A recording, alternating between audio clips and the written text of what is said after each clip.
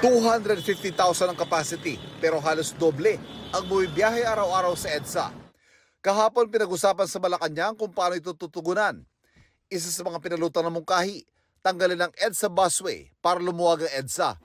Nilinaw naman ng MMDA na gagawin lamang ito kapag naitaas na ang kapasidad ng MRT3. Ang malilibreng linya, gagawin ng mga eksklusibo para sa mga sasakyang high occupancy o may sakay na 3 pasahero o higit pa. Ang primary factor po dyan, nga, again, uulitin ko po, ay kung kaya na ng MRT na i-accommodate lahat ng passengers, including yun pong sumasakay ng bus carousel. So, until mangyari yan, hindi po aalsin ang bus carousel. Tinanong namin ang mga kapuso online kung pabor sila rito. Sagot ng isa, huwag tanggalin ang EDSA busway at sa halip, pagbutihan at paglawakin pa raw dapat ito.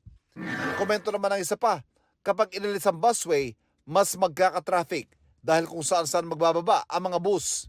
Payag naman ng isa pa para lumuwag ang kalsada, gaya sa ibang bansa. Isa pa sa mga tinitignan ang pagtatakda ng congestion fee na mayahalin tulad daw sa toll sa EDSA tuwing rush hour. Pero mismong Pangulo raw ang nagsabing maaaring hindi pa ito napapanahon. Pwede lamang yan kung may alternatibo na, kung efficient na yung mass transport natin. Komento ng isa nating kapuso online, hindi rin daw nito masusolusyonan ang trapiko dahil hindi na maaaring palawakan pa ang daan. Sabi naman ng isa pa, mas magpapahirap lang ito sa mga motorista. At para naman sa isa pa, mas magsisikip ang mga inner road kapag naghigpit ang EDSA. Ayon sa Department of Transportation, hinihintay ang resulta ng feasibility study ukol sa kung paano pagbubutihin ang EDSA busway.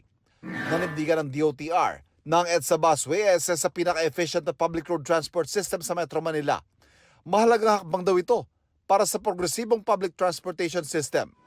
Para sa GMA Integrated News, Ivan Mayrina ang inyong saksi.